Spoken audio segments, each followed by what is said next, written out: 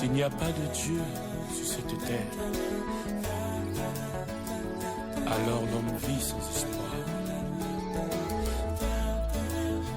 Si je dis toutes ces choses à son égard, c'est parce que je l'ai rencontré. Il est la lumière du monde. J'entends dire ça et là que tu n'existes pas. Or tu as fait le ciel et la terre. Ils disent tu n'as rien créé. Certains croient en ces fausses invisibles. Ils disent que tu n'existes pas. Ils se moquent et nous prennent pour des fous. Ils disent tu n'as rien créé. C'est vrai que par notre mauvais témoignage, on leur a pas souvent laissé le choix. Éternel, pardonne-nous. Seigneur, descends et que les mauvaises langues se taisent. Rabbi, descends et tu es le remède de ce monde. Seigneur, descends et que les mauvaises langues se taisent. Rabbi, descends et viens nous fortifier.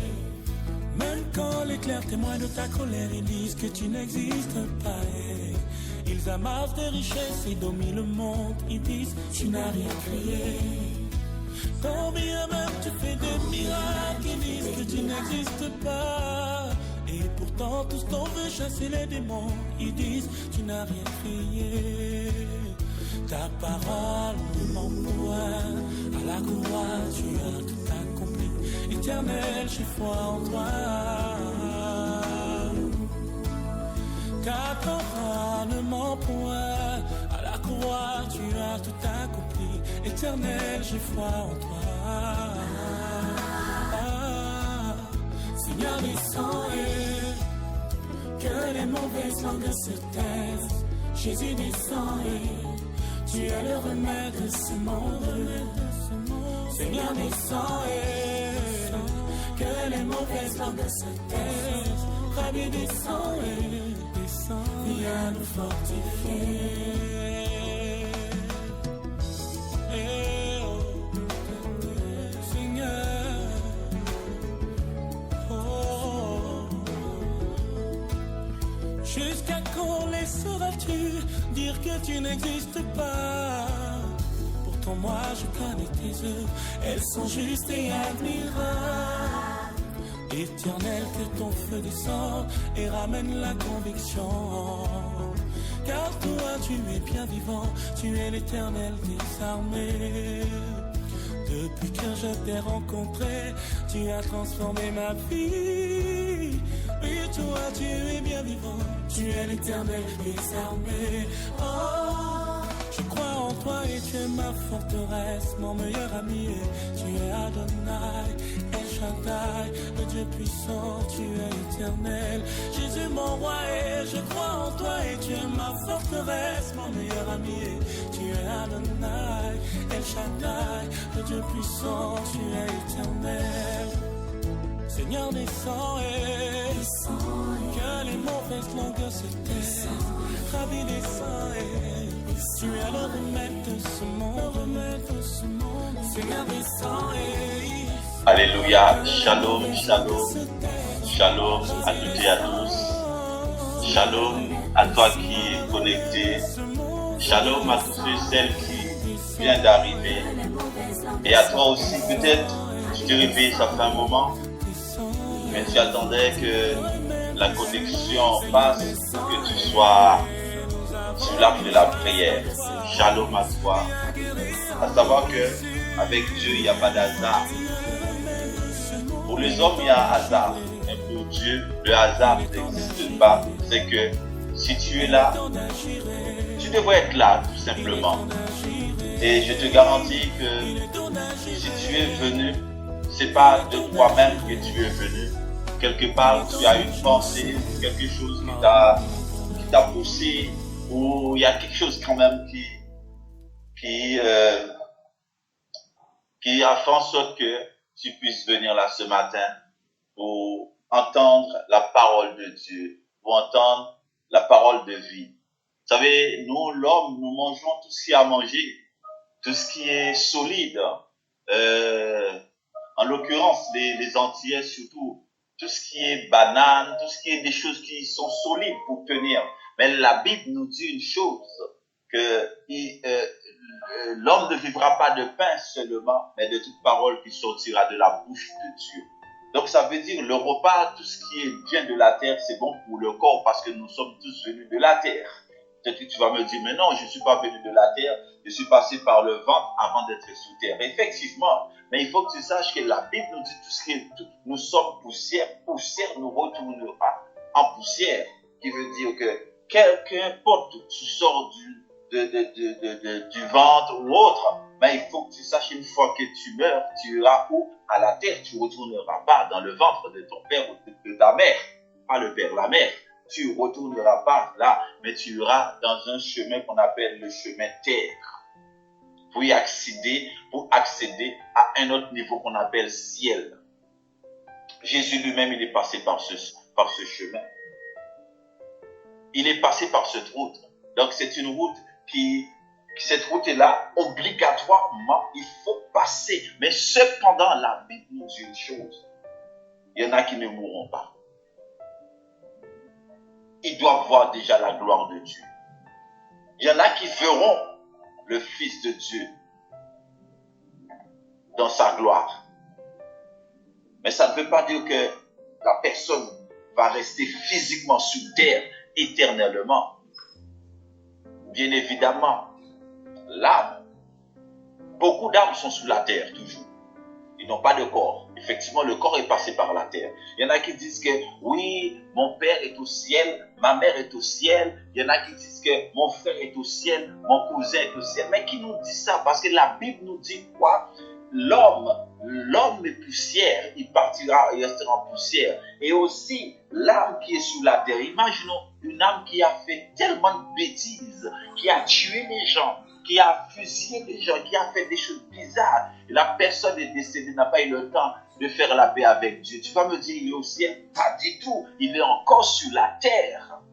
Son corps est enterré dans la terre. Et c'est tout à fait normal. Parce que ce corps ne lui appartenait pas. C'est Dieu qui lui avait donné. Ben, excuse-moi, le corps a été meurtri et retourné à la poussière. Mais l'âme que Dieu a donnée, que Satan a acheté, cette âme est encore sur terre. Si Dieu t'ouvre les yeux, moi ce que je suis en train de te dire là, je l'ai vu par révélation. Si Dieu t'ouvre les yeux, tu vas voir même ta famille, mais tu te dis, hey, regarde mon frère, hey, regarde ma dame, ouais, regarde mon cousin, regarde, il est encore là. En quoi qu'il est au ciel? En quoi qu'il est au ciel? Mais par contre, quelqu'un qui a fait de bonnes œuvres, comme Tabitha, des bonnes œuvres pour l'éternel Dieu. L'apôtre Paul, les apôtres, Paul même a eu grâce. C'est parce qu'il a reconnu ses torts devant Dieu. Il s'est humilié, il a demandé pardon et Dieu lui a fait grâce. Donc la Bible nous dit quoi? Il a été ravi au 3e ciel. Donc ça veut dire que tout c'est par grâce. Ne crois pas que c'est parce que tu ne tues pas, tu iras, oui, tu es déjà bon pour le ciel. Non, il y a du travail à faire, mon frère. Le travail, c'est quoi? Ton cœur. Tu dois avoir un bon cœur. Celui qui tue par l'épée, je te garantis, il périra par l'épée. Celui qui fait le mal, je te garantis, il aura le mal aussi comme ami. Tout ce qu'on fait avant de quitter la terre physiquement, on doit le récolter. Et spirituellement, encore quand l'âme est restée sur terre, ben, imagine-toi, je dis toi, je parle pour toi directement. Imagine-toi, quelqu'un de physique faisait du mal à une famille. Cette famille-là est décédée, n'a pas connu Christ. Il devient esprit. Et l'autre qui est sous terre, encore sous terre, il n'a pas encore décédé, il est encore physique. Et il mourra. En esprit, ils vont se rencontrer. En esprit, ils vont se rencontrer. La vengeance continue toujours, mon frère, ma soeur. Ça, les églises ne vont pas vous expliquer ça. Ça peut vous choquer. La guerre est toujours là. Parce qu'ils vont se rencontrer en esprit pour se venger. Physiquement, ils n'ont pas pu parce que l'autre a eu le temps de quitter la terre. vite. Mais l'autre n'avait pas encore. Il a dit, je t'attends là-bas. C'est la guerre. C'est pourquoi les démons ne sont pas d'accord avec les chrétiens. Quand Jésus devrait aller à la croix, le roi Hérode et Pilate, qui étaient ennemis jurés, direct, ils sont devenus amis. Les deux démons se sont mis ensemble pour tuer le juste. Mais une fois que Jésus est allé au tombeau, ils se sont séparés. Écoute, la mission a fini. On a fait ce qu'il y avait à faire, c'est fini.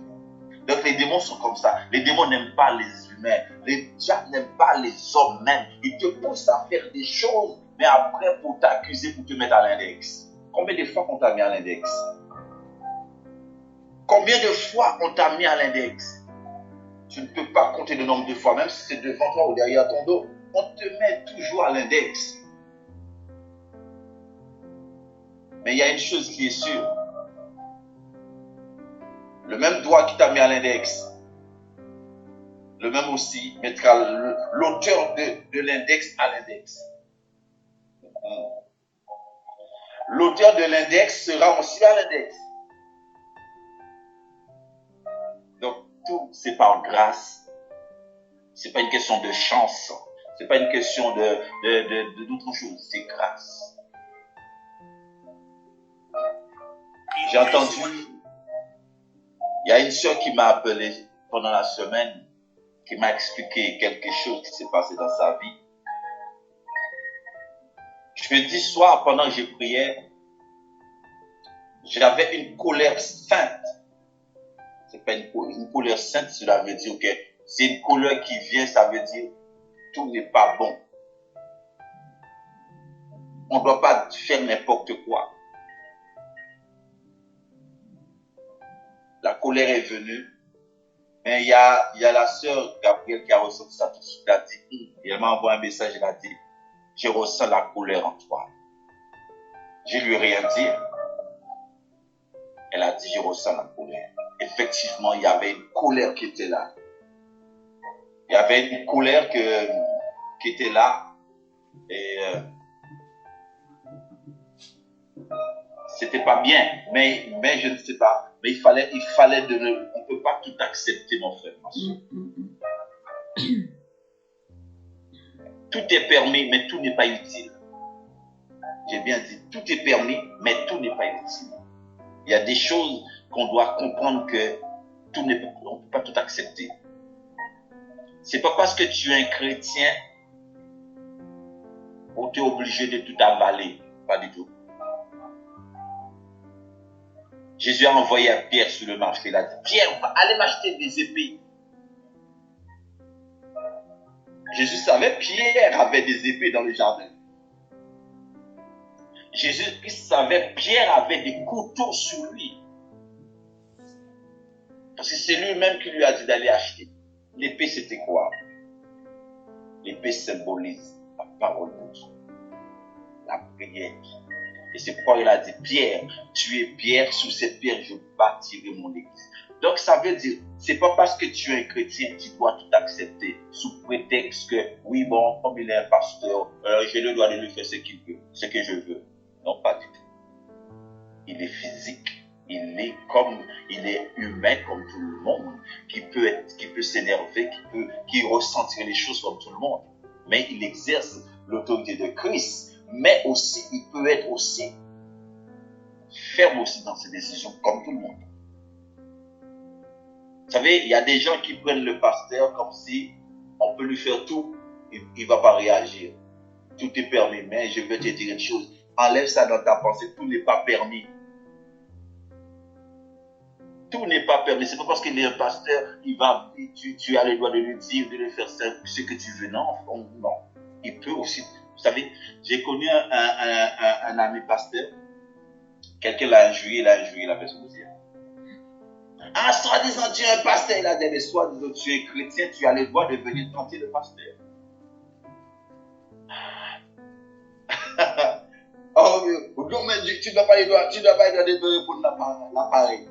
Le pasteur a dit, si tu es à ma place, montre-moi où je n'ai pas les droits de répondre. Mais il faut faire comme Christ. Mais je ne suis pas Christ. J'exerce l'autorité de Christ parce que je représente Christ.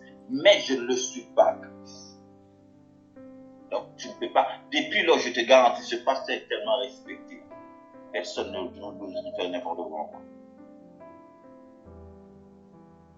Il faut enlever cette image-là. C'est un pasteur, je vais lui faire ce que je veux, il ne va pas se fâcher, il ne va pas s'énerver, tout est d'accord. Non, non, non, non. Il a le sang, il a tout ce qu'il faut aussi, mais sauf qu'il a la maîtrise de soi. Mais la maîtrise de soi ne veut pas dire qu'il ne peut pas te rendre l'appareil. Il peut te rendre l'appareil. Pourquoi ils vont garder des affaires? Tu as peur du garder des affaires. Mais le pasteur, tu peux accepter et l'accepter. Si le garder des affaires peut te faire du mal, parce qu'il va te faire du mal, tu as peur. Mais le pasteur aussi. Tu crois qu'il ne peut pas te faire du mal? Donc ça veut dire, lui, il n'est pas là pour le mal, il est là pour le bien. Pour apporter l'évangile de paix, pour ramener la paix dans les familles, pour ramener la paix dans le cœur, pour ramener la joie. Mais le gardien des affaires, qu'est-ce qu'il est là? Il est là pour le désordre, pour détruire, pour briser tout. Et c'est pourquoi tu as peur. Il représente le diable, c'est pourquoi tu as peur. Mais Jésus a dit quoi? Il est un feu dévorant aussi. Il est un Dieu doux et gentil, mais en même temps aussi, il peut être un feu. Christ s'est énervé dans le marché pendant que les gens prenaient la maison de Dieu pour vendre. Il s'est énervé. Il a même donné des coups aux gens. C'est pour te dire, la colère peut être là, mais il faut que tu saches que si tu es en colère, des fois l'esprit de Dieu peut te pousser à te mettre en colère. Parce que comme il est esprit, il ne peut pas être physique, il utilise quelqu'un de physique pour manifester ce qu'il n'aime pas. Donc tu n'es pas là au hasard, alléluia. Nous allons prier pour remettre cet instant entre la main de notre Dieu. Et après, nous passons aux autres étapes.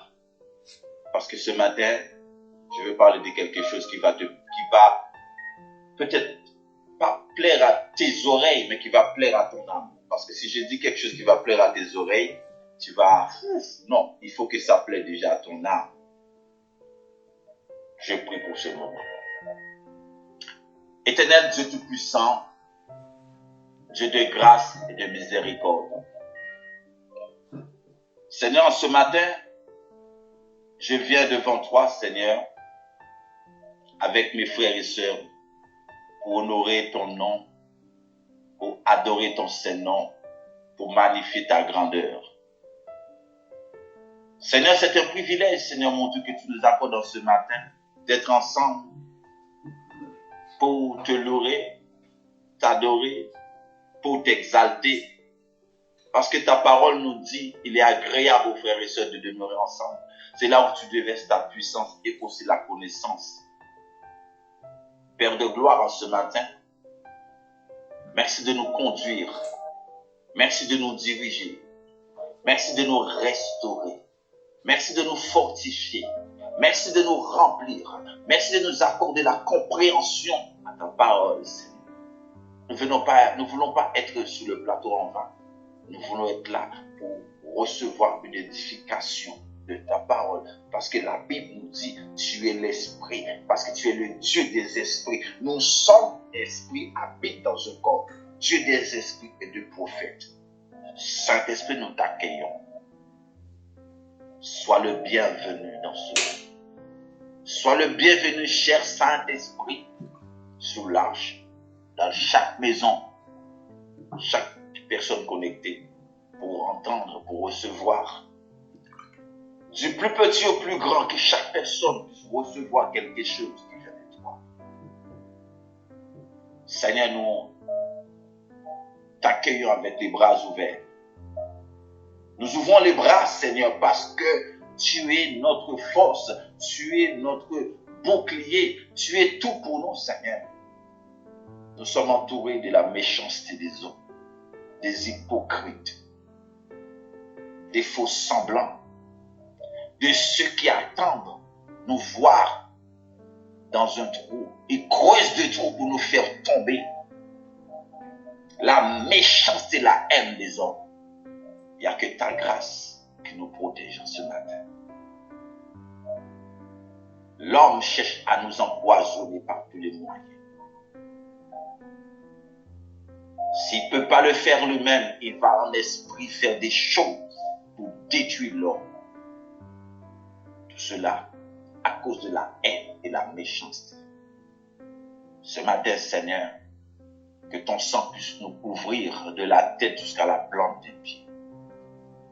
Et je prie également pour tous ceux et celles, Seigneur, qui n'ont pas pu se connecter ce matin, ou peut-être qui vont venir par la suite, que tu les protèges également de ta grâce, ou tu envoies l'ange pour aller les chercher là où ils sont et les ramener sous l'arche de la prière, afin qu'ils viennent écouter la parole de vie. Seigneur, nos projets sont entre tes mains. Le projet que nous avons pour l'arche de la prière, tout est entre tes mains. C'est toi seul qui dois faire grâce. Ce n'est ni par la force, ni par la puissance, mais c'est par ta grâce, oh Dieu. Merci Seigneur Dieu pour toutes choses accomplies. Au nom puissant de Jésus. Alléluia. Amen. Amen et amen. Vous savez, nous allons faire la Sainte Seine après le message. Justement, ce matin, je vais prêcher sur la Sainte Seine. Pourquoi je vais prêcher sur la Sainte Seine? Il me semble que je l'avais déjà prêché ici, sur la Sainte Seine.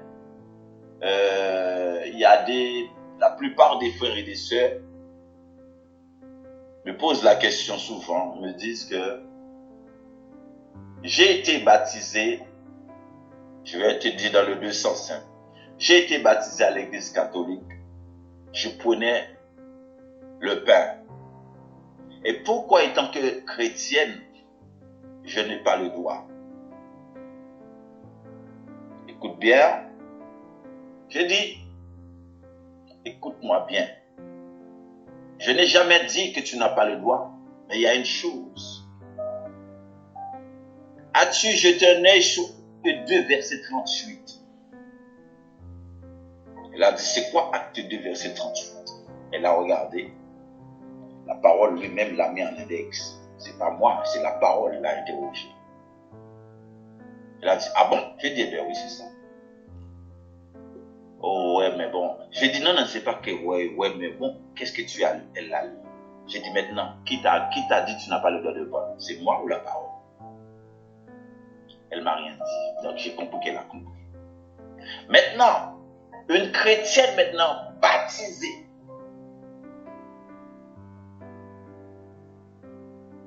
qui n'a pas eu une consécration avec Dieu, qui n'a pas eu une communion avec Dieu,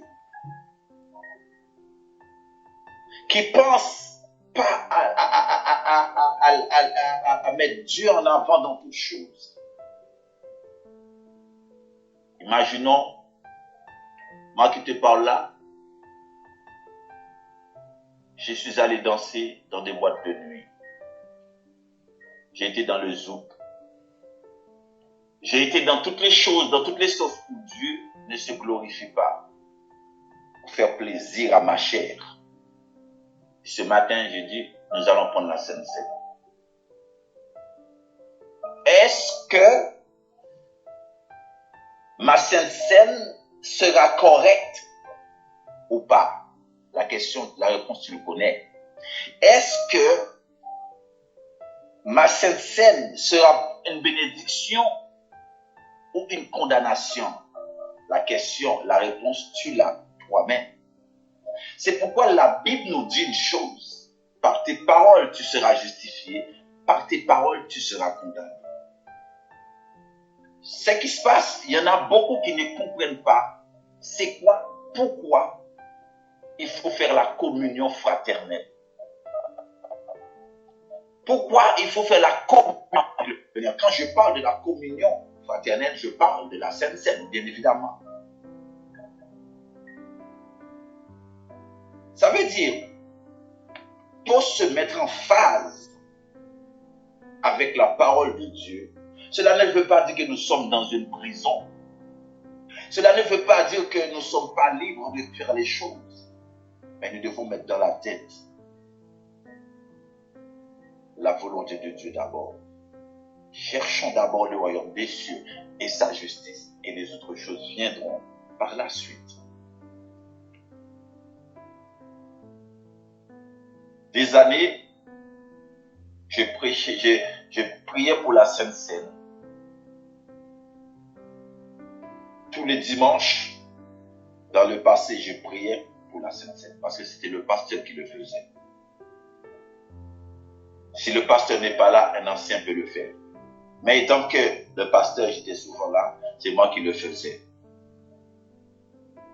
Mais sans comprendre réellement quelle est la valeur, quelle est la grandeur, la force qui se trouve dans la Sainte Seine. Tout le monde prenait la Sainte Seine.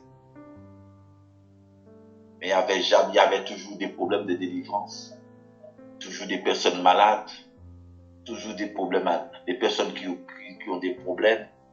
Toujours, nous tournons toujours sur la même chose. Mais il n'y avait pas ce qu'on appelle une prédication sur la Sainte Seine pour mobiliser les personnes à comprendre que la Sainte Seine, ce n'est pas de la blague, ce n'est pas un jeu. C'est du sérieux. C'est pourquoi je t'invite à prendre la Bible dans Luc 22. Nous allons voir Luc 22, qu'est-ce qu'il nous dit. Je commence la parole.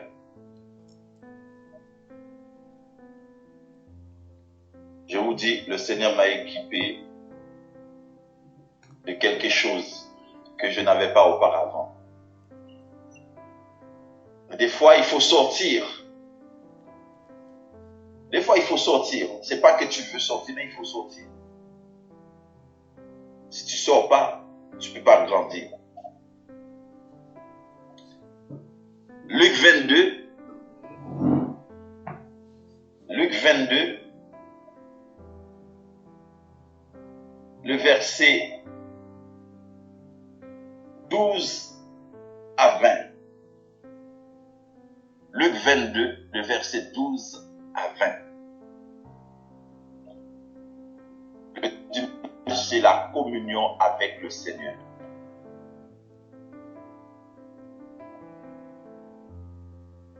Luc 22, verset 12.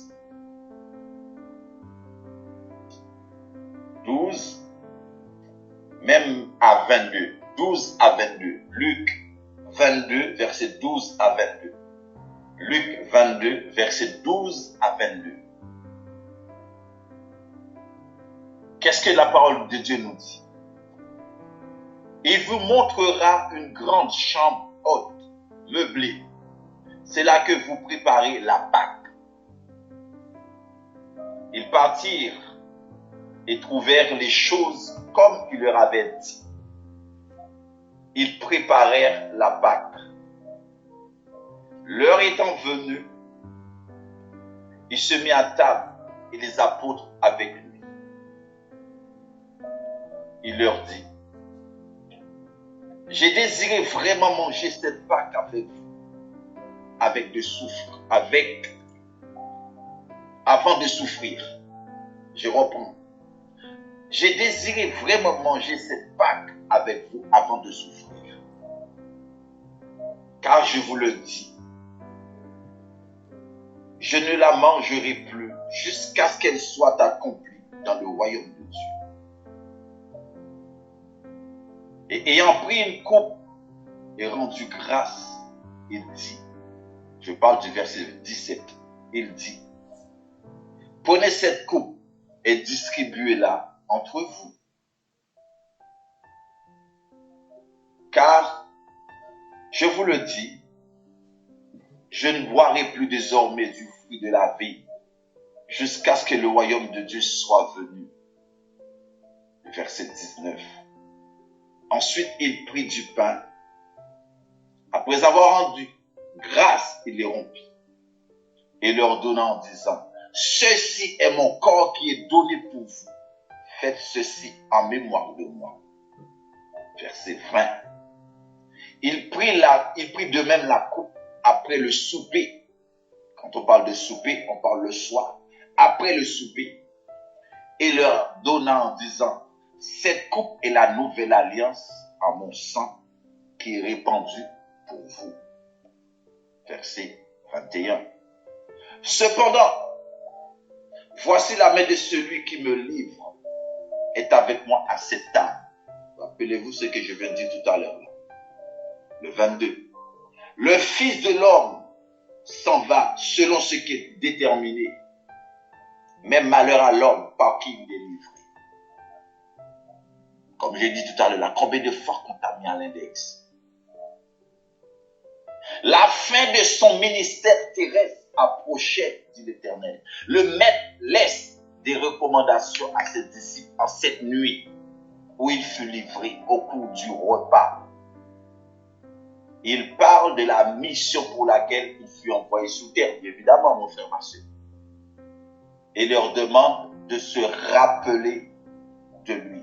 À chaque fois, tu dois te rappeler ce que le Seigneur a fait. Et il a aussi laissé une institution. C'est quoi l'institution?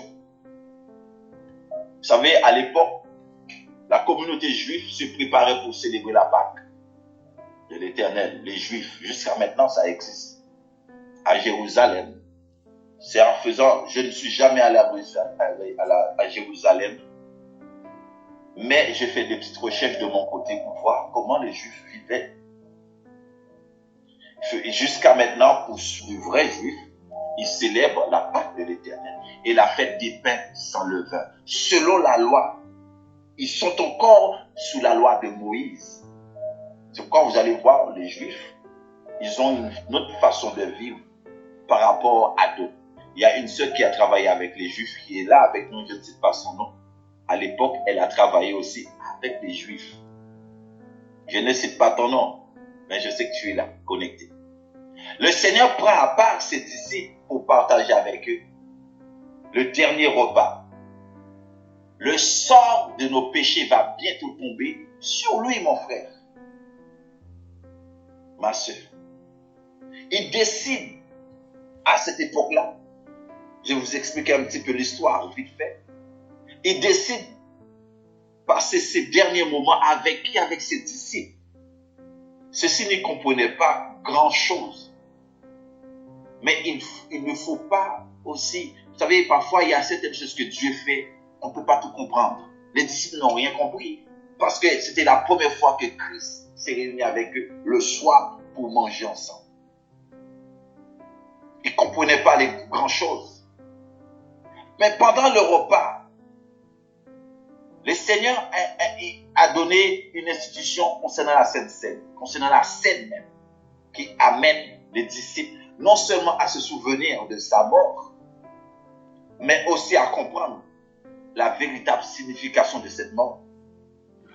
Un don total et volontaire pour montrer le monde entier. Lui-même, il s'est donné lui-même pour toi et moi. Ou si tu veux, la Sainte Seine, encore appelée le repas. Quand on parle du repas du Seigneur, à l'époque, c'était la Sainte Seine. C'est une institution de notre Seigneur Jésus-Christ lui-même, afin que tout le corps de Christ, toi et moi, l'Église, se rappelle de lui. À chaque fois que tu fais la Sainte Seine, tu dois mettre dans ta tête que Jésus a été à la croix pour toi et il a donné sa vie pour toi. Donc c'est pourquoi quand je dis la Sainte Seine, on doit pas prendre la Sainte Seine par habitude. Combien de fois tu prends la Sainte Seine sans penser à ce qui s'est passé sur la Sainte Seine? On te dit pour la Sainte Seine, allez, je prends mon pain, je prends mon pain, c'est fini. C'est pourquoi des fois il n'y a pas de batte dans le corps, il n'y a pas de vie dans le corps. Tu prends la Sainte Seine, malgré tout ce que tu fais, tu vois, c'est la même chose. C'est parce que tu ne comprends pas. On ne t'a jamais expliqué pourquoi tu dois faire la Sainte Seine. Quelle est la portée, quelle est la grâce qui se trouve dans la Sainte Seine, quelle est la puissance qui se trouve dans la Sainte Seine. Pourquoi avant de prendre la Sainte Seine, tu dois te mettre en phase avec le Seigneur. Tu dois te mettre en phase. Bon, j'utilise le mot phase. Je vais expliquer pourquoi je dis phase. technique. Vous savez, la lumière pour s'allumer, il y a 2 phases et 2 temps. Boum, il faut le mettre ensemble et la lumière s'allume. Donc c'est pourquoi j'ai pris le mot technique. Parce que j'ai toujours dit parfois des petits mots techniques. Mais t'inquiète pas, je donne toujours l'explication pourquoi j'ai dit le mot phase. Parce que s'il n'y a pas de phase, il n'y a pas de lumière. Qui veut dire pour apporter des éclairages, tu dois te mettre en lumière avec Christ. Tu dois quitter le ténèbre et revenir dans la lumière. C'est pourquoi au lieu de dire quitter le ténèbre, revenir dans la lumière, tu dois te mettre en phase avec le Seigneur. C'est un rappel que le Seigneur nous fait dans la Sainte Seine. C'est pas tout le monde. Je vais revenir sur ça pour savoir que c'est pas tout le monde. Tout le monde ne peut pas décider de prendre la Sainte Seine comme ça. C'est pourquoi quand la sœur m'avait posé la question, je lui ai envoyé dans Acte 2, verset 38. Parce que j'avais pas d'autre réponse. J'utilisais la Bible. Sinon, ça allait faire un grand débat. Elle m'a dit, pourquoi Éphésiens? Mais je pouvais donner un verset et puis voilà. Le verset a parlé à ma place. Mémorial. 1 Corinthiens 11. 1 Corinthiens 11. Verset 26. 1 Corinthiens 11. Une fois j'étais assis, je dis Seigneur, mais pourquoi tu ne m'avais pas donné des paroles comme ça auparavant? J'ai posé la question, je disais, mais pourquoi c'est maintenant? Tu me donnes des phrases comme ça pour pouvoir exprimer quelque chose. Et pourquoi pas auparavant? C'est pourquoi je vous ai dit chaque chose en son temps. Chaque chose en son temps. Le temps de Dieu vient où les choses arrivent. Chaque chose en son temps. J'ai dit 1 Corinthiens 11, verset 26. 1 Corinthiens 11, le verset 26. Nous dit quoi? Car toutes les fois que vous mangez ce pain et que vous buvez cette coupe, vous annoncez quoi? La mort du Seigneur jusqu'à ce qu'il vienne. Jésus-Christ reviendra. Jésus-Christ reviendra pour récupérer l'Église. Mais Dieu ne doit pas te voir dans les choses contraires. Dans les choses, vous savez, les chrétiens vont partir sur la terre. L'Église aussi. L'Église, c'est toi et moi. Quand je dis chrétien, vous savez, regarde bien, quand je vais parler, je te donne l'explication en même temps. Les chrétiens, c'est toi et moi. L'Église partira. Il y aura une fête sur la terre. La fête sera encore sur la terre. Les gens ne seront même pas les chrétiens. Même des personnes qui nous côtoient et qui étaient amis avec nous, qui travaillaient avec nous, mais ils ne savent pas que tu es un chrétien. Ils vont entendre que tu n'es plus là. Pendant que la fête continue. Pendant la fête, les gens vont danser. Les femmes vont se livrer à tout ce qui est contre nature. Les choses qui se passent dans une chambre porte fermée. Tu es adulte, tu comprends ce que je veux dire. On va le voir dans les rues et on le voit déjà. Des choses abominables. Et toi, de là-bas, tu vas assister. Le Seigneur te dira, viens voir ce qui se passe sur la terre. Tu dis, oh Seigneur, c'est pas bien, je ne peux pas voir. Il a dit, regarde. Tu vas voir des choses. Et après, qu'est-ce qu'il va faire? Ce sera le feu. Tu vas les voir en train de brûler, crier dans le feu. Tu vas dire, mais c'est ma tante, mais c'est ma maman, mais c'est mon papa. Mais ils vont crier devant toi.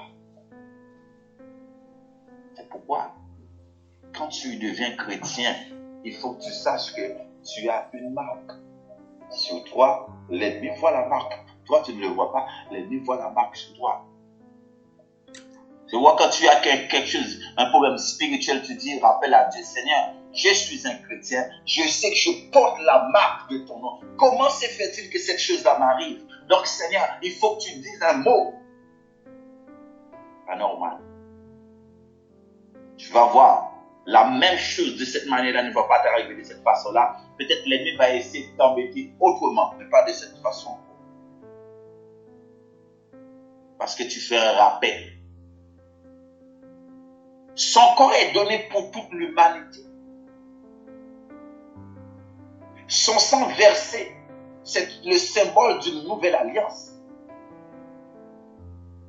Cette réconciliation pour nous, frères et sœurs, avec le Père, parce que Dieu peut nous voir seulement au travers du sang de Christ. Si le sang de Jésus n'était pas coulé à la croix, Dieu, le Père n'aurait pas pu nous voir. Les bénédictions, quand nous prions, on n'aurait pas pu voir des bénédictions. C'est grâce à ce sang. Nous sommes exhortés à faire cela pour nous rappeler de lui. En effet, il s'agit de se souvenir les souffrances. Il a reçu des coups, des gifles, des affronts, toutes sortes de choses. On a giflé, même craché sur son visage. À la fin, on a dit crucifier l'homme juste. Combien de fois que tu fais le bien pour les gens, les mêmes appellent à te crucifier. Combien de fois tu as passé du temps, tu es fatigué, après le travail, tu te retrouves sur le lieu, à prier, à faire des délivrances. Tu as raté tes nuits pour prier pour les gens qui sont malades, pour délivrer, pour essuyer, même prendre le mouchoir, essuyer les larmes qui coulent dans les visages. Des choses qu'on leur a jamais fait. Et après, pour appeler de crucifier l'homme juste. C'est ce qui s'est passé pour Christ.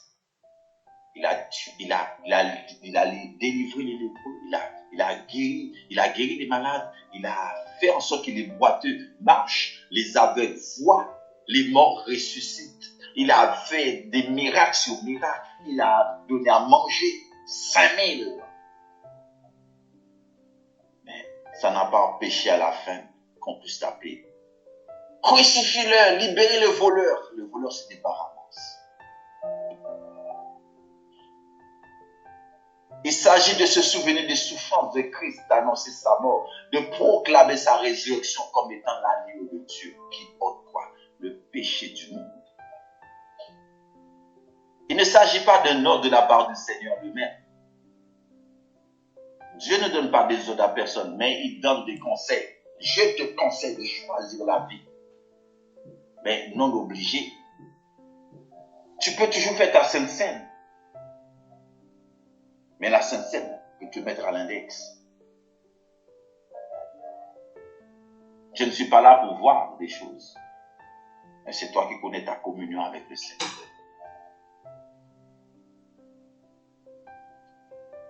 Il s'agit d'un ordre de la part du Seigneur lui-même que tout se rappelle de lui, de son ministère et de son amour, que chacun se souvienne du sacrifice qui a apporté le salut qui a apporté le salut, la paix, la liberté, car il dit, faites ceci en mémoire. C'est ce sacrifice qui nous réconcilie au Père et nous permet de cette jouissance que nous avons aujourd'hui dans la grâce de Dieu pour accomplir les choses, pour prier pour les gens, pour délivrer les gens. C'est pourquoi tout à l'heure j'ai dit que l'esprit de prophète se manifeste, le Dieu des esprits. Alléluia. La communion avec le Seigneur, mon frère, c'est pas quelque chose que tu dois négliger étant qu'enfant de Dieu. Tu dois avoir une communion avec ton Dieu, même si les hommes pensent que tu ne l'as pas, mais toi-même, tu te connais avec Dieu. Quand tu es dans ta chambre, tu es en communion avec Dieu. Personne ne peut savoir si tu es en communion avec Dieu. Là où les hommes te critiquent, ils te pointent le doigt toujours, mais Dieu a déjà effacé, Dieu t'a déjà fait grâce, mais l'homme n'oublie pas la faute. L'homme n'oublie jamais le mal, mais il oublie le bien. Tu peux faire du bien à quelqu'un de janvier à novembre. En décembre, tu as fait une faute. Il se rappelle tout le temps la faute que tu as fait. Tu dis, ok, tu te rappelles de ma faute, mais tu te rappelles le bien que j'ai fait? Oh, je ne me rappelle pas. Mais le mal, ah ben oui, bien, hier même tu m'as fait. Hier, tu m'as volé là. Hier, tu m'as fait. Ouais. Il se rappelle direct du mal. Parce que quand tu rencontres la personne qui t'a fait du mal, ton cœur te dit, souviens-toi, il t'a fait du mal. Pas mentir. Hein? Quand quelqu'un t'a fait quelque chose de grave, quelqu'un qui t'a fait une bonne chose, une bonne action pour toi, mais quand il a fait quelque chose de mal, qu'est-ce que tu te rappelles avant? Ouais, monsieur, fais-moi bien, vraiment.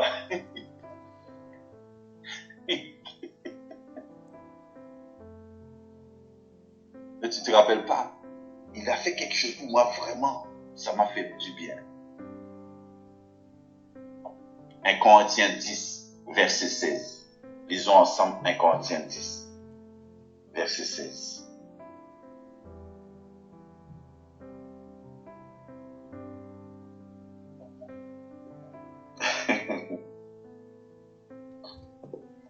Un Corinthiens 10, verset 7. Il a dit quoi? La coupe de bénédiction que nous bénissons n'est-elle pas la communion au sang de Christ? Le pain que nous rompons n'est-il pas la communion au corps de Christ? Si pour certains, il ne s'agit pas d'un acte important, mais pour nous les chrétiens, c'est une communion entre notre Seigneur, entre nous et le Seigneur.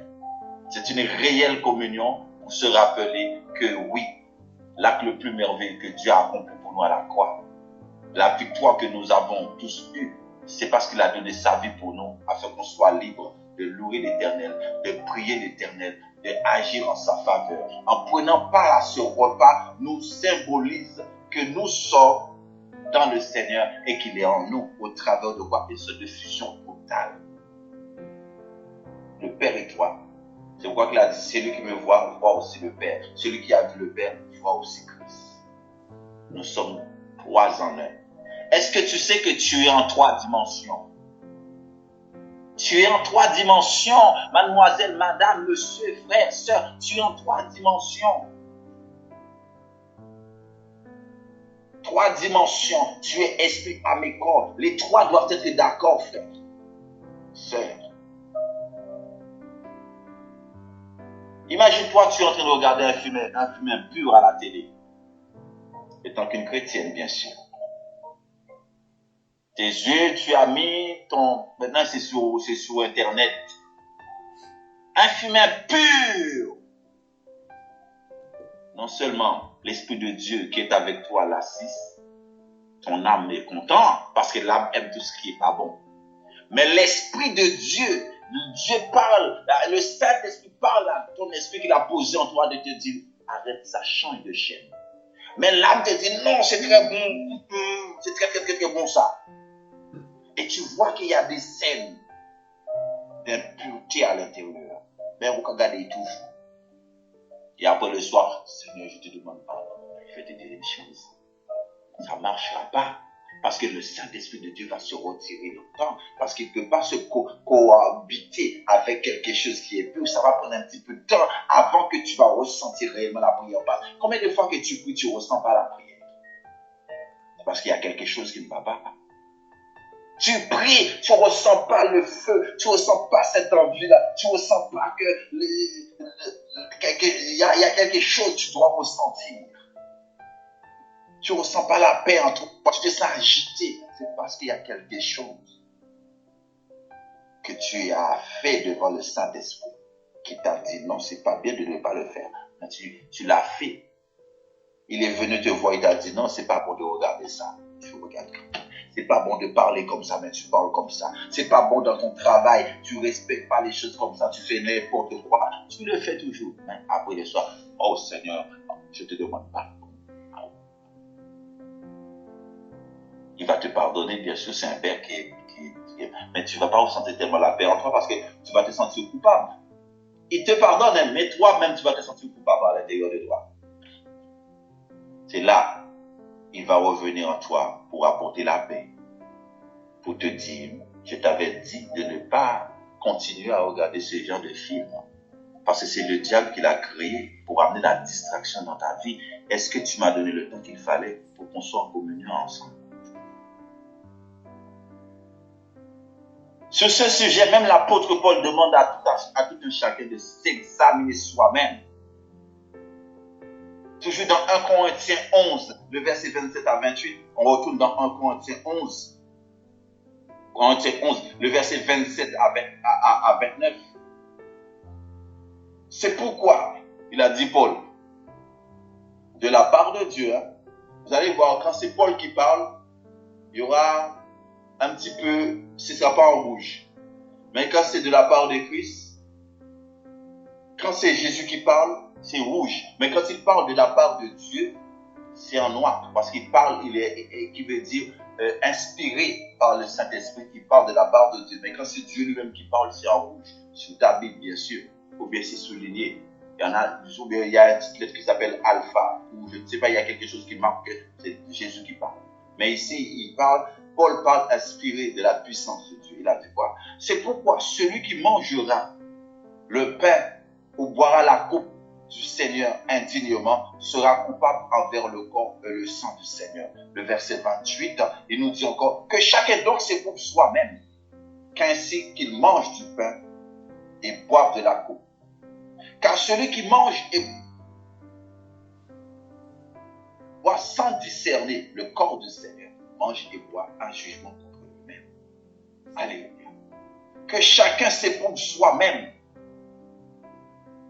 et qu'il mange, qu'ainsi qu'il mange du pain et boive de la coupe. Tu dois t'examiner. Tu dois t'examiner avant de venir à la table du Seigneur. Les chrétiens de Corinthe n'accordaient aucune importance au repas du Seigneur, mon frère. C'est pourquoi Paul était obligé de dire ça de la part de Dieu. Il venait comme il voulait. Il prenait le pain, il injuriait, il dansait, il faisait toutes sortes de bordel. Et il venait prendre la chaise. Il y avait toujours des malades. Toujours des personnes décédées. Toujours des problèmes dans l'église. Paul a dit, de prier. Il a prié à Dieu dans une communion avec le Seigneur. Le Seigneur lui a dit de dire ça à ce peuple pour arrêter ce problème dans l'église. Ceci aussi est valable pour nous aujourd'hui, mon frère, ma soeur. Quand nous venons à la table du Seigneur, nous devons nous rendre compte que nous sommes en communion avec lui.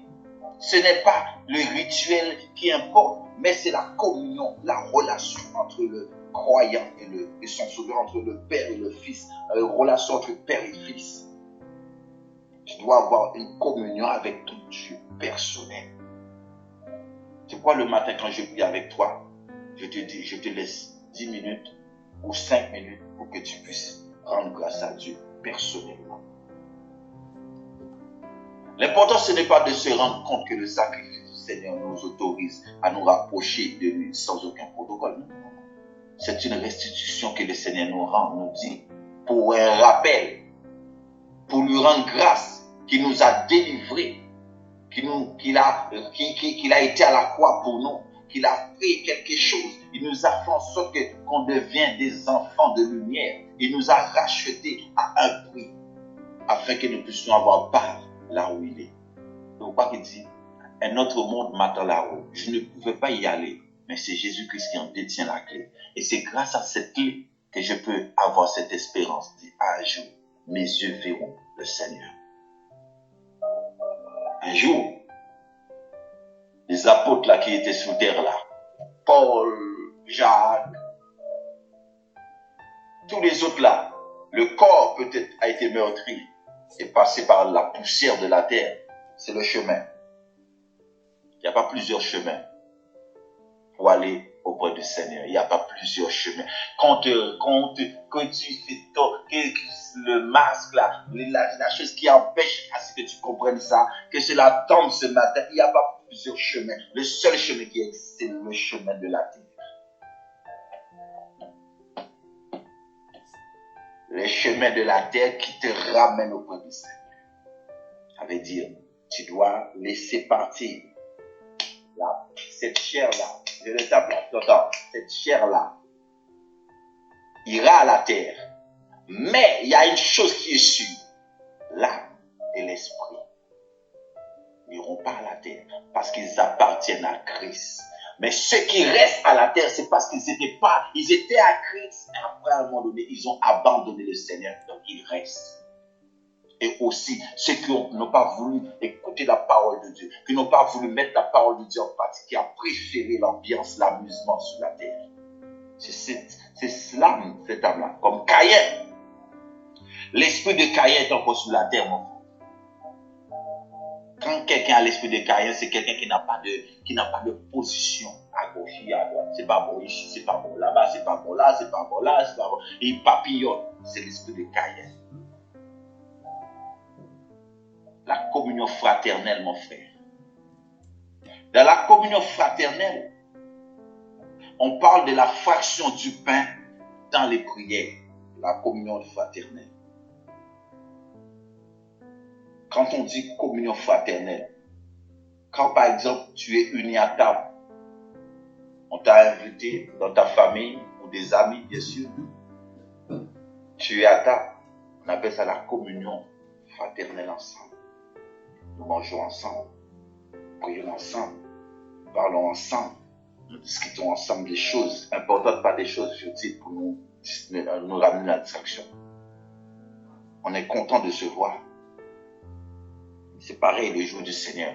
Quand le jour nous serons avec le Seigneur à la table, nous serons tous contents de se retrouver. Ah, toi aussi tu es là. Ah, toi aussi tu es là. Ah là là, c'était quoi? Ah, tu te rappelles? Ah ouais, c'était un combat. Ah ouais, c'était grave même. Ah ouais. Une pensée pour ceux qui sont restés. Il y en a qui le diront. Après le Seigneur lui dira, j'ai tout essayé, mais tu n'as pas voulu. Et l'enfer sera ouvert. Et c'est là il y aura les cris des dents, grincement des dents. Il y en a qui disent, Seigneur, n'avons-nous pas prophétisé en ton nom? N'avons-nous pas fait des miracles en ton nom?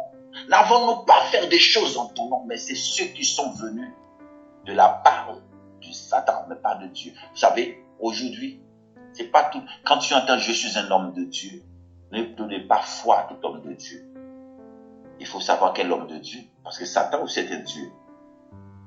Ah, peut-être qu'on va dire ça, mais je te le dis là maintenant. Satan aussi est un homme de Dieu. Satan aussi est un Dieu. Satan aussi a des serviteurs sur la terre qui fabriquent des églises. Ils viennent même dans les églises loin pour détruire la foi des enfants de Dieu. Même pour les donner le sommeil. Quand tu vois, tu es dans l'église, le sommeil vient. Cet homme-là ramène le sommeil sur ta vie pour que tu puisses ne pas entendre la parole. Toujours fatigué. Une fois l'église a fini, tu n'es plus fatigué. Ce sont aussi des hommes de Dieu. Quel Dieu? Majuscule ou minuscule? C'est pareil aujourd'hui. Tout le monde est marié. Tout le monde est marié. Quand tu dis masculin ou féminin, et pourquoi la question? Discrimination ou quoi? L'homme se marie entre femmes. Même les petits enfants, même à l'école, tu vois qu'ils se touchent entre eux. Un vrai bordel pour détruire l'humanité, pour détruire l'homme. Tu as donné une éducation logique, normale dans la maison. C'est pourquoi toi, parents, tu dois lutter pour garder l'éducation. C'est pas normal. Il ne faut pas changer. Tu dois reçu. Ce que tu as reçu dans la maison, tu dois garder ça même en dehors. Il ne faut pas ramener la poubelle des autres dans ta famille. Tout le monde. Il y a un autre corps. Le Satan a mis en place le Pax. Satan a mis ça sur place, le Pax, pour te dire que tu peux te paxer. Oh, je suis paxé maintenant. Et il y en a même qui le pratiquent en mariage. Il y a un pasteur que je connais, il a dit à une fille, tu vas te paxer. Et moi, dans l'église, je vais l'annoncer dans que mariage. Vous êtes mariés maintenant. À tout prix. La bague ne fait pas foi que tu es marié. Aujourd'hui, je te parle. Tu peux avoir plusieurs bagues dans tes doigts, ça ne veut pas dire que tu es marié. Avant, oui. C'était le symbole. La bague, ce n'est qu'un symbole extérieur. Mais ce n'est pas la bague qui fait le mariage.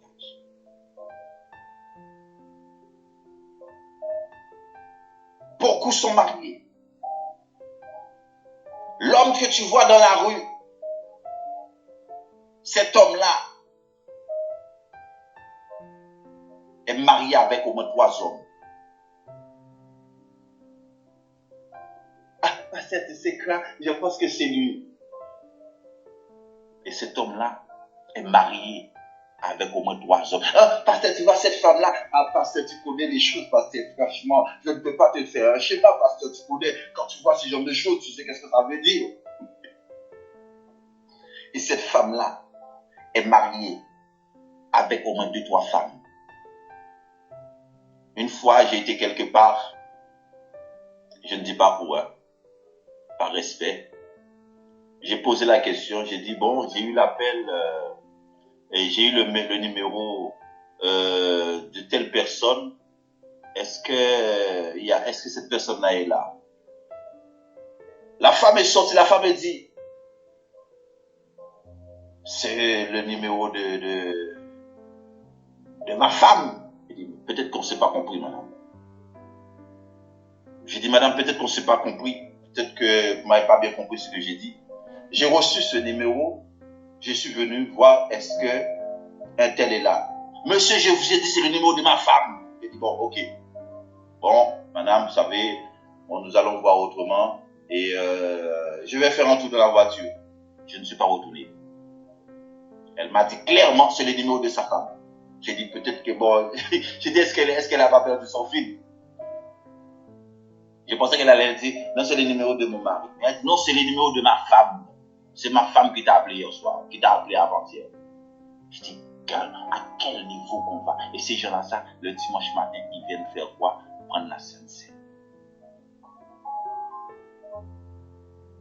Acte 2, verset 42. Lisons Acte 2, verset 42. La Bible nous dit, il persévérait dans l'enseignement des apôtres, dans la communion fraternelle, dans la fraction du pain et dans les prières. Nous avons remarqué la continuité de cette pratique chez les premiers chrétiens, la fraction du pain, mais aussi pour montrer l'unité du corps de l'Église. Si le Seigneur désire que nous nous souviendrons de lui, faisons avec lui ce qu'il voulait, aussi qu'à travers de cet acte, le corps de Christ soit ressemblé, uni en son nom, mon frère, ma soeur. Nous devons être unis dans le même esprit. Le Seigneur n'est pas mort pour quelqu'un-un seulement, mais pour tous. On dit ça pour toute l'humanité.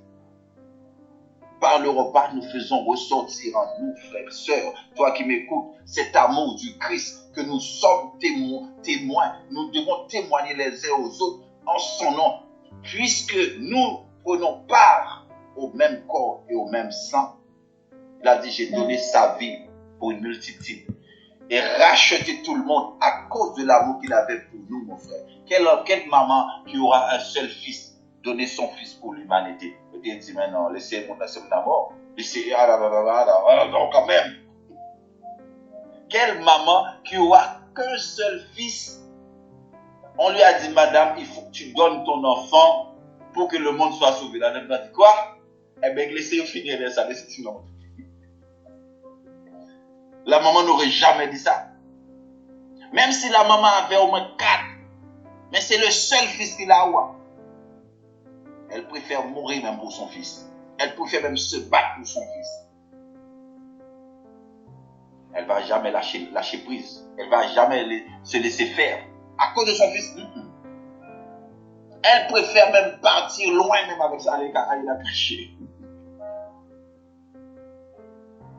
Il a donné sa vie pour une multitude.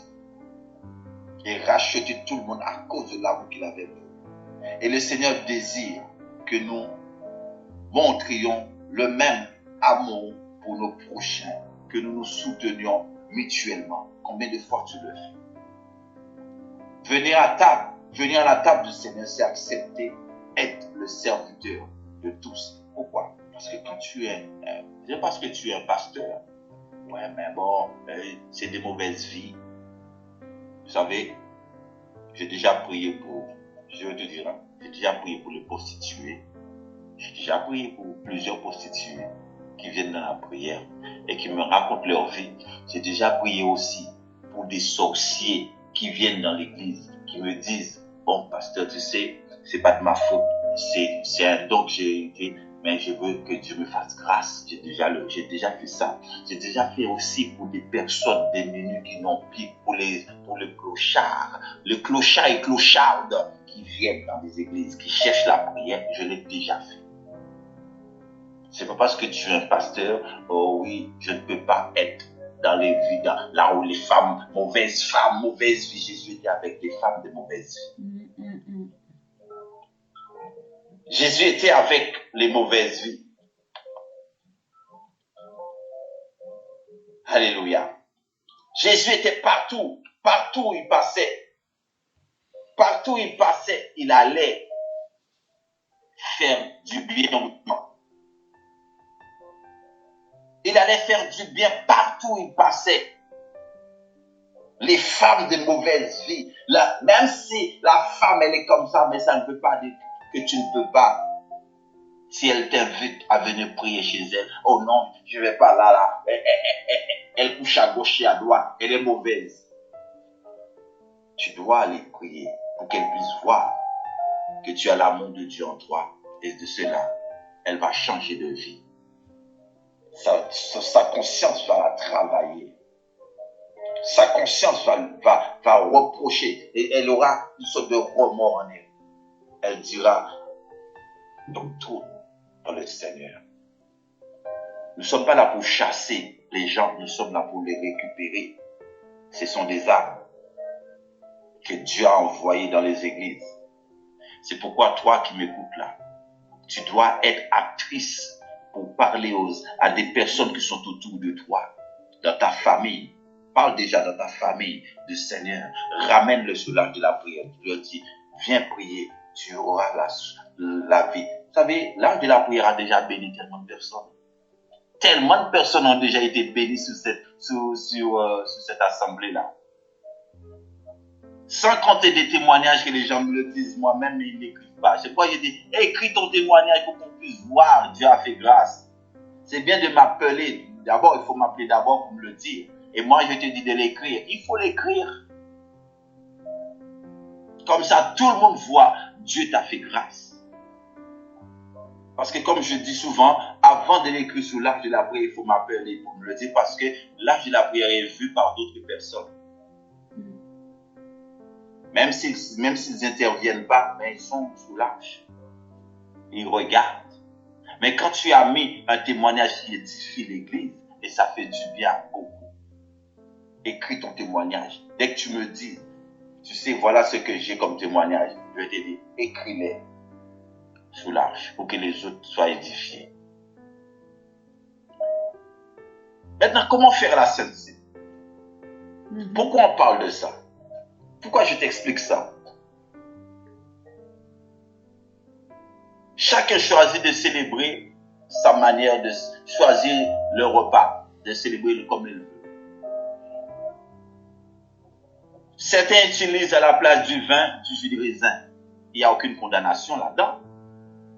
Il y en a qui disent que oui, Jésus a pris du vin, Jésus a pris, et c'était du vin, c'est pas du jus de raisin. Mais il n'y a aucune condamnation, mon frère, ma soeur, parce qu'il y a des gens qui ont des problèmes de santé, qui n'arrivent pas à boire le vin, qui n'arrivent pas à boire l'alcool. Mais c'est le jus de raisin, déjà de 1. Le vin vient d'où? Du jus de raisin. C'est de la vigne. Nulle part dans ma Bible me dit quoi? Je ne peux pas boire du jus de raisin à la place. C'est salutaire. La Bible dit que nous avons reçu les instructions nécessaires pour célébrer la Sainte Seine. Nul ne condamnera son prochain sur la manière dont de la pratiquer, la rituel, la périodicité, comme on dit. L'essentiel est de s'assurer d'être conduit par l'Esprit Saint. Ce n'est pas une question de rituel, périodicité. C'est pas ça. Ce n'est pas le rite ou les cérémonies qui importent. C'est le fait d'être en phase avec le Seigneur. C'est le fait de nous retrouver ensemble et prendre le repas du Seigneur étant conduits par le même esprit. La volonté du Seigneur est que nous tous ensemble rassemblons d'une même pensée, du même esprit, de même amour pour pouvoir célébrer son Seigneur et proclamer sa grandeur et proclamer son amour et proclamer qu'il est Dieu et pour nous assurer le discernement le corps du Seigneur et de ne pas rentrer dans une sorte de rébellion. Oh, toi, tu fais comme si. Non, tu n'as pas fait. C'est pas le but. Oh non, il ne faut pas faire ça comme ça. C'est du vin qu'il faut faire ça. Mais non, tu peux le faire avec du vin. Comme tu peux le boire ton jus de raisin. C'est la Sainte Seine. L'essentiel, c'est d'être en phase avec le Seigneur. L'essentiel, c'est de se laisser conduire par le Saint-Esprit. Avec la prière ensemble. C'est ça la volonté de Dieu. D'être ensemble. Et nous prions ensemble. Nous mangeons ensemble.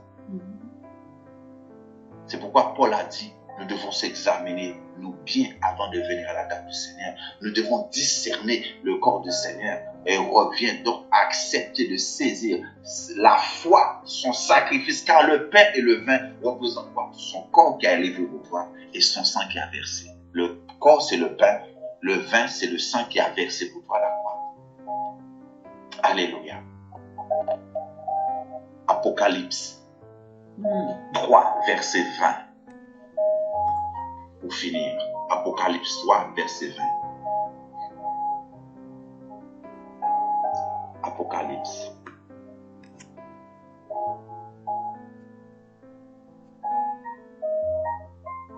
Apocalypse 3. Nous commençons par le verset 10 à 20. 10 à 20. Parce que tu as gardé la parole de la persévérance en moi, je te garderai aussi à l'heure de la tentation qui va venir sur le monde entier pour éprouver les habitants de la terre. Je viens bientôt. Retiens ce que tu as afin que personne ne prenne ta couronne. Verset 12. Celui qui vaincra, je ferai de lui une colonne dans le temple de mon Dieu. Il n'en sortira plus.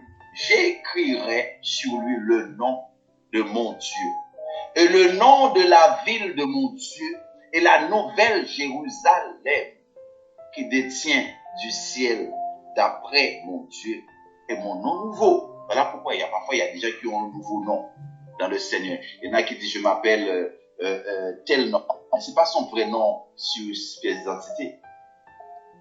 C'est le nom qu'il a de la part de Dieu. Par exemple, Jacob, Dieu a changé son nom en Israël. Il s'appelait Israël. Il y a des noms que Dieu change. C'est le nom du ministre, dans le ministère. Mais malheureusement, parfois, les gens appellent la personne à ce nom pensant que c'est son vrai nom. Ce n'est pas son nom. Par exemple, quelqu'un qui est bishop ou pasteur bishop. Mais non, arrête-moi ça, s'il te plaît. Il ne s'appelle pas bishop. Son nom n'est pas bishop. Son nom est un tel. C'est le nom du ministère qui s'appelle l'apôtre. Bishop. Déjà, bishop, ce n'est pas écrit dans ta Bible. C'est en anglais. Ce qui est écrit dans ta Bible, c'est apôtre. Maintenant, tout le monde bishop. Même si c'est un pasteur sorcier qui vient de devenir bishop. Je suis bishop maintenant. Montre-moi ça dans ta Bible, France. Nous sommes en France. Bishop, c'est pour les Américains. Les Américains ne disent pas pasteur. Ou ils disent pasteur, c'est vrai. Il y a pasteur. Mais quand c'est apôtre, ils disent bishop. Ou évêque. Mais toi, en France, telle personne, oh, monsieur bishop. Monsieur bishop. Il ne s'appelle pas bishop. Il s'appelle monsieur un tel. Un tel, il s'appelle pas bishop. Bishop, C'est apôtre, ça veut dire. Apôtre. Pasteur apôtre. Imagine-toi, tu dis, oh, pasteur apôtre, toi-même, tu ressentais que c'est ridicule. Il y a la famille Bishop, hein. Il y a la famille Bishop. Attention. Je ne pense pas aux Antilles à la famille Bishop. Mais la famille Bishop existe. En Amérique, il y a des familles Bishop. Si tu tapes sur ton ordinateur, famille Bishop, il y a plein de familles Bishop. Mais tout le monde n'est pas Bishop. Tout le monde ne s'appelle pas Bishop. Mais c'est quelle confusion dans le corps de Christ. Et pasteur Bishop est là. Mais qui t'a dit qu'il s'appelle Bishop?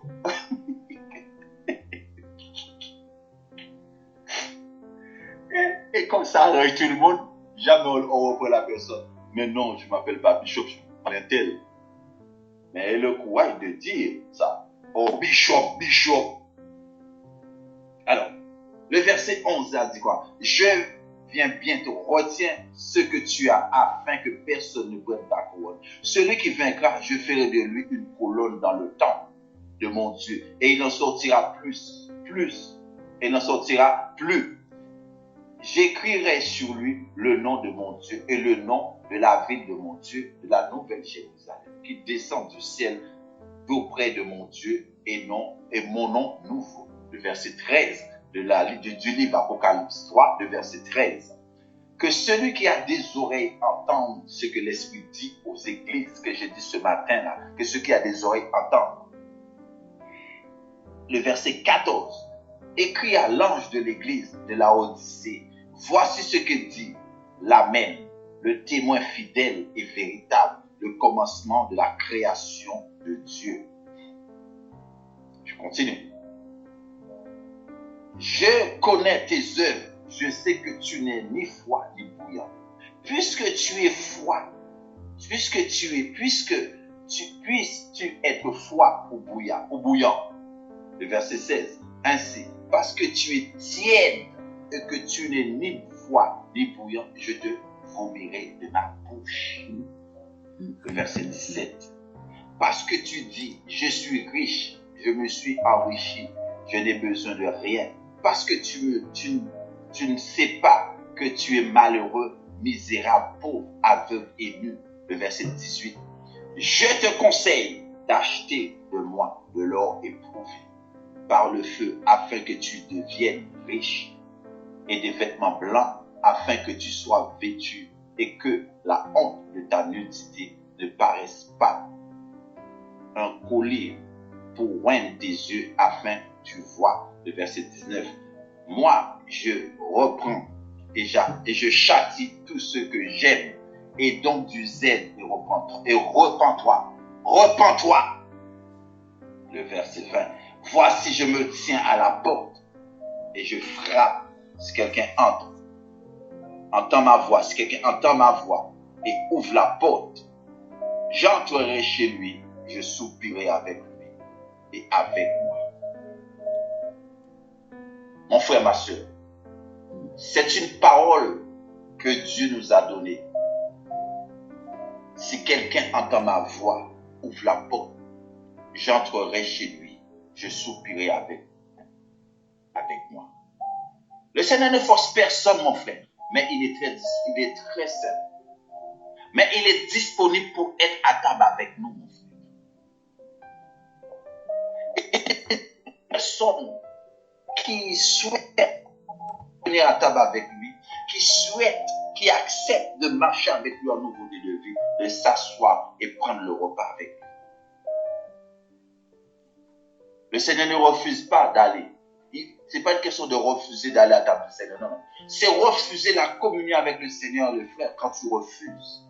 Quand tu refuses de comprendre avant de passer à la Sainte Seine, tu dois t'examiner pour voir si tu es vraiment en situation de prendre la Sainte Seine. C'est un refus de la part de Dieu. Il ne faut pas décliner une invitation du Seigneur à ce matin. Le Seigneur te rappelle et te dit, examine-toi d'abord avant de prendre la Sainte Seine, afin de ne pas laisser des portes ouvertes à l'ennemi, afin de ne pas tomber sur une forme de condamnation. Parce que Dieu n'est pas venu sur la terre pour nous condamner, c'est le diable qui nous condamne. C'est le diable qui nous condamne. C'est pas le Seigneur. Souvent, on reçoit des condamnations. Souvent, on peut les condamner. Les hommes me disent, mais toi, tu me pries. Toi, tu n'es pas une femme de prière. Tu n'es pas un homme de prière. Tu as besoin qu'on t'aide. Tu as besoin... prie pour un tel ne prie pas. La même personne qui dit ça, tu es plus réglo que cette personne-là. Tu l'imposes les mains à cette personne qui te dit, c'est toi qui as besoin de la prière. Tu l'imposes, tu vois qu'il rempartait comme un cochon, comme un serpent. Il hurlait. Et il te dit que c'est toi qui as besoin de la prière. Qui a besoin de la prière entre deux personnes? Et une telle personne voit comment le Seigneur te bénit. Mais il s'ouvrira la bouche jamais pour dire, ah ouais, je ressens que tu es béni. Il garde ça dans son cœur. Et la même qui te dit, ah, après, un tel a besoin de prier, un tel a des problèmes. Et quand tu vas voir la vie de cette personne, tu vois qu'il y a un problème.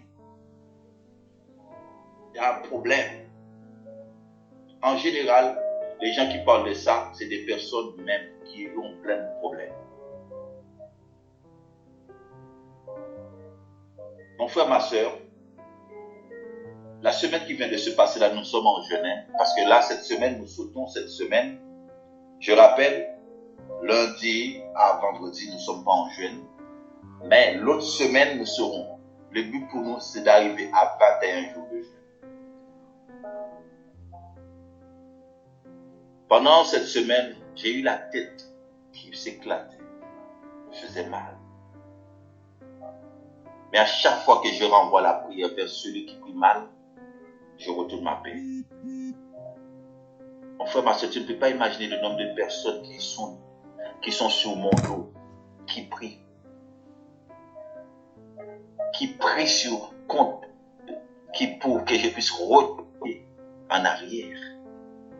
Ah, viens, nous avons besoin de toi. Depuis que tu n'es pas là, les choses ne fonctionnent pas comme avant. C'est pas pareil. On n'en retrouve pas le même feu qu'il y avait auparavant. Là, ce soir, il y avait l'ambiance. Le soir, des délivrances. Il y avait toutes sortes de choses. Mais depuis que tu n'es pas là, c'est pas pareil. Il n'y a rien. Viens, nous continuons à prier pour que tu puisses venir. Mon frère, dans un livre, mettons, dans un livre, ou bien fascicule, comme on dit, il y a 2 pages. Page 1 et page 2. Parfois, il faut savoir tourner la page 2.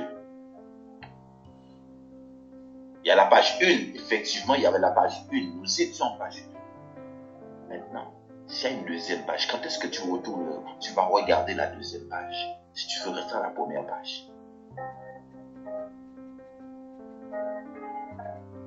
Nous sommes à la phase 2. Maintenant, je reviens à toi. Après avoir entendu la parole d'aujourd'hui, après avoir entendu ce message, où en es-tu avec le Seigneur concernant la Sainte Seine? Es-tu en position de prendre la Sainte Seine en ce matin? Est-ce que tu penses que tu es en phase même avec le Seigneur? Ton cœur est en paix. Tu n'as rien à te reprocher. Peut-être que tu n'as rien à te reprocher. Mais l'Esprit de Dieu a vu ton cœur, ton attitude. Ce matin, Dieu te dit, examine-toi d'abord. Voir si tu es en phase, en position de prendre la Sainte Seine. Nous allons passer à la Sainte Seine. J'invite à tous ceux et celles qui ont été baptisés par l'immersion d'eau à se préparer sa Sainte Seine. Si tu l'avais déjà préparé, avant que je prie pour la Sainte Seine, je te donne quand même le temps de t'examiner, de vérifier ton état pour voir est-ce que tu es vraiment apte à prendre la Sainte Seine ce matin, comme dit le Seigneur. Il faut que tu comprennes que dans la Sainte Seine, il y a une guérison. Dans la Sainte Seine, il y a une victoire. Car le sang de Jésus a coulé pour nous délivrer.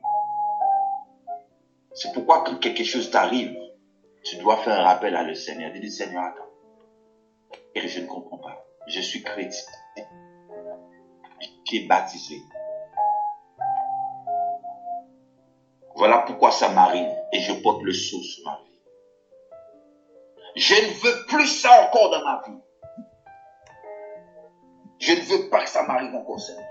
Quand tu parles comme ça, même les démons qui entourent de toi, qui voulaient te faire du mal, il va s'écarter. Il verra que tu as compris. Il viendra t'embêter, mais pas dans ce sens-là encore, dans un autre domaine. Parce que c'est pour l'une des raisons que tu as pris la décision de prendre la Sainte Seine. On ne doit pas blaguer avec la Sainte Seine. On ne doit pas rigoler avec les choses de Dieu.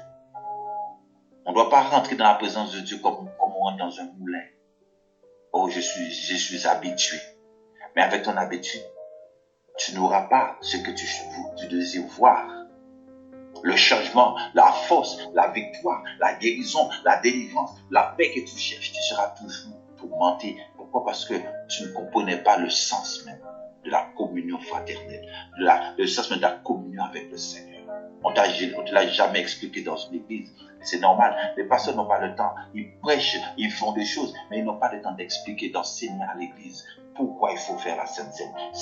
Quelle est la bénédiction qui se trouve dans la Sainte Seine? Qu'est-ce qui se trouve dans la Sainte Seine? Donc tout le monde prend la Sainte Seine par habitude. Donc c'est pourquoi la Bible nous dit quoi? Il y a beaucoup sont morts, beaucoup de décès, beaucoup sont malades. Beaucoup ont des problèmes de délivrance, les mêmes qui tournent avec une délivrance qui ne se termine jamais parce que tu n'as pas eu la connaissance, l'explication même de la Sainte Seine. Pourquoi tu dois rentrer en communion avec le Seigneur? Pourquoi tu dois faire ta Sainte Seine? Pourquoi la Sainte Seine est très importante? La Sainte Seine, ce n'est pas que le dimanche. Dans la semaine, tu peux faire ta Sainte Seine. Tu ressens comme si ça ne va pas. Lève-toi, fais une Sainte Seine. Tu as du lundi au dimanche. Tu ne peux pas attendre dimanche à dimanche pour faire la Sainte Seine. Tu peux dans la semaine, tu vois que ton corps ne répond pas à certaines choses. Tu dis, bon, je vais faire une Sainte Seine. Même à ton travail, tu peux amener un peu de vin dans une petite bouteille. Ou un petit peu de jus de raisin dans une petite bouteille. Un petit morceau de pain. Tu t'écartes entre midi et 2. Tu fais ta Sainte Seine. Pour avoir ta paix. Oh, je parle à quelqu'un ce matin. Je suis en train de parler dans le cœur d'une personne ce matin. La Sainte Seine, c'est pas que du dimanche seulement. La Sainte Seine, c'est toute la semaine. Dieu est en train de t'expliquer à quelqu'un là. Je ne sais pas à qui Dieu parle en ce matin là. Dis quelque chose à une personne en ce matin.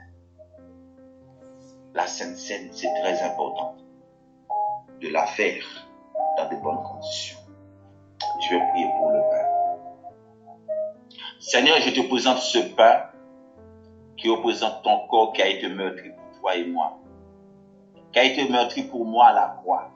Pour ce pain qui a fait en sorte que, Seigneur, aujourd'hui, si je parle, c'est parce que cette grâce est venue à moi. C'est pas que je mérite. C'est pas que j'ai payé un prix. Mais tout, c'est parce que tu as dit, tu vas à la croix. C'est pour que je sois sauvé. C'est pour que je puisse parler en ton nom ce matin. Seigneur, que cette scène parle en ma faveur en ce matin. Que ce pain parle en ma faveur en ce matin. Seigneur, bénis ce pain. Au nom de Jésus, mangeons ensemble.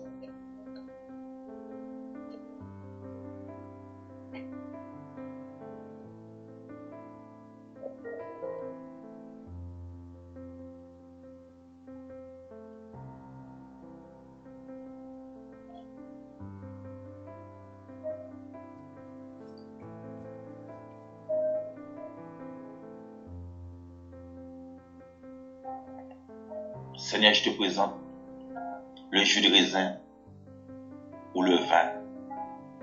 Les deux, c'est de la vigne. Ton sang a coulé, Seigneur, c'est pour notre protection divine. Nous ne voyons pas ce que ça fait à l'intérieur du corps. Mais toi, Seigneur, qui sonde le cœur et l'oreille qui voit, ce matin, sanctifie ce vin et ce jus de raisin pour le corps. Seigneur, à chaque fois que nous buvons ce vin, nous nous rappelons ce qui s'est passé à la croix. Seigneur, ton sang a coulé, ton sang est tombé par terre. Les soldats romains ont crié, ils étaient contents. Pour eux, ils ont eu l'homme juste. Ils ne voyaient pas quelle était la grandeur, quelle était la puissance qui était dans ton sang. Après, ils ont dit, je reconnais que cet homme était dans l'homme juste. Père, bénis ce vin. Nous allons boire au nom de Jésus. Amen. Buvons ensemble.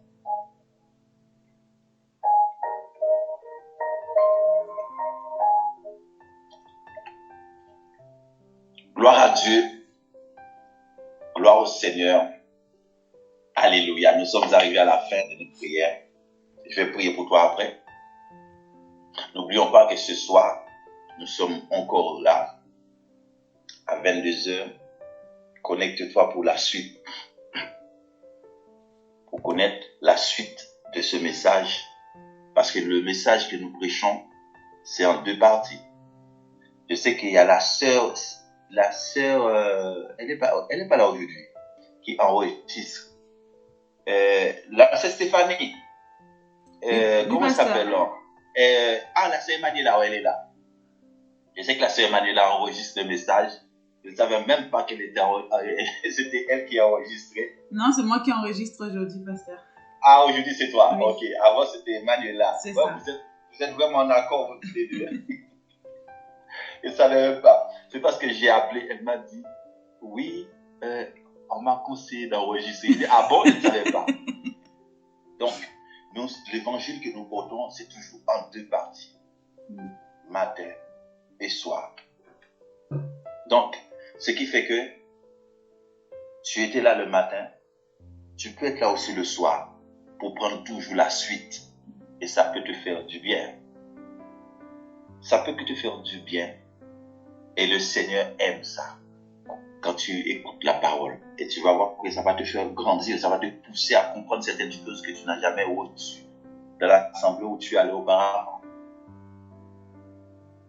De toute façon, il faut que tu saches que dans une église de 50 personnes ou 100 personnes, le pasteur n'a pas le temps de prier pour toi. Déjà, il se retire vite. C'est dans des mouvements comme ça, dans des assemblées comme ça, on a le temps de prier pour tout le monde. Le jour où le Seigneur nous fera grâce, on aura une salle, on pourra exercer dans une salle comme ça. Je pourrai prier pour tout le monde. Il y aura d'autres personnes qui seront là pour la prière. Il y aura une équipe de louanges. Il y aura tout. On attend qu'une seule chose, que le Seigneur nous donne une salle appropriée pour pouvoir exercer physiquement. Aujourd'hui, nous sommes à la radio. J'appelle ça la radio. Tout le monde est sur Zoom maintenant. Tout le monde presque est sur Zoom, je te garantis. Tout le monde est sur Zoom. Presque des pasteurs là, ils sont sur Zoom. Pour faire la prière à distance. Depuis Corona, il y a pas mal de choses qui ont changé. Ça ne sert à rien d'être serré avec les gens. Et parfois, dans l'assemblée, il y en a qui sont hypocrites, qui ne sont même pas vrais même, qui te critiquent, mais tu es assise à côté de la personne hypocrite. Parfois, la femme du pasteur même ne te respecte même pas. La femme du pasteur même, des fois, elle te prend pour son esclave. Oh, regarde ça, hey, écoute, fais ça. Comme si tu es l'esclave. Tu donnes ton offrande, tu donnes ta dîme. La femme du pasteur vient en Rolls-Royce. Et toi, tu roules à vélo ou à deux roues. Normalement, quand tu donnes ton offrande, tu donnes ta dîme, tu dois du respect. Parce que c'est toi qui fais tourner l'église, qui fais vivre l'église. Et la femme du pasteur doit aussi, elle a le droit d'avoir aussi ce qu'on appelle l'amour pour les frères et les sœurs. Parce que l'exemple vient numéro 1. Beaucoup des églises que j'ai eu l'occasion à regarder, c'est la femme du pasteur qui contrôle tout. Les femmes sont devenues comme si ce sont des esclaves. Non, tu n'es pas l'esclave de la femme du pasteur. Oh, maman pasteur. Depuis quand tu dis maman, c'est pas ta maman. Oh, maman pasteur, papa pasteur. Non. Il n'y a pas ça. On n'a qu'un seul père. Par contre, tu as un conducteur spirituel. Moi qui suis là, je ne suis pas ton papa spirituel, je suis ton conducteur. Ton conseiller spirituel pour te conseiller, pour t'aider. Mais je ne suis pas ton papa. Oh, papa, mais ton vrai papa, qu'est-ce que je vais l'appeler? Un conseiller, mais par contre, nous avons qu'un seul Père, l'éternel Dieu, Yahweh, l'alpha et l'oméga. Il est le Père. C'est pourquoi on dit, notre Père qui est aux cieux, que ton nom soit sanctifié, que ton règne vienne, que ta volonté soit faite. Donc on parle au Père qui est dans les cieux. Il est le Père de tous, tout ce qui est une vie en eux.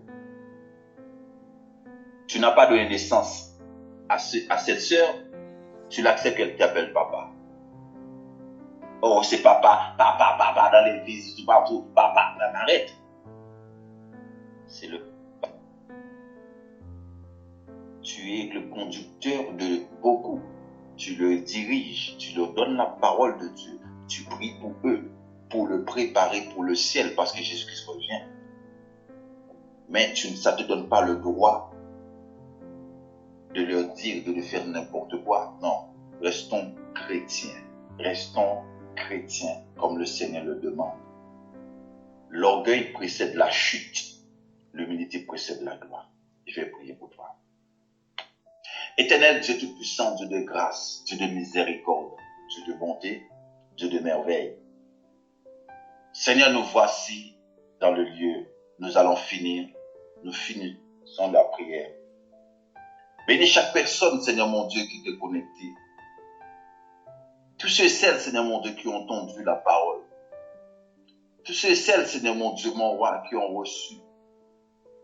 Père, que tu les bénisses. Que tu les fasses grâce. Oh Dieu. Restaure la vie de chacun et chacune. Seigneur, nous allons nous séparer pour pouvoir se retrouver ce soir. Aide chaque personne connectée à prendre conscience de la parole de vie. Nous te disons merci pour tout. Dans le nom de Jésus. Nous allons tous dire ensemble Amen 3 fois. Amen. Amen, amen, amen. Amen. Amen. Amen. Que ton Amen soit Amen. Que ton Amen soit Amen. Amen. Amen. Excellente journée à toi. Que Dieu te bénisse. Que Dieu te garde. Shalom. Shalom. Shalom. Shalom.